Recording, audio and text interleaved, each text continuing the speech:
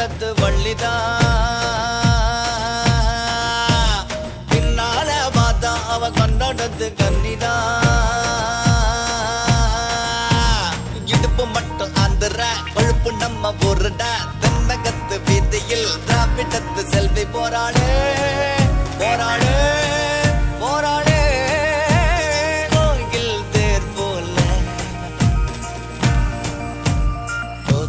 பாக்குறா பத்த வைக்க பாக்குறா தத்த நிக்கிறா நெஞ்ச தூக்கி நிக்கிறா பூக்குறா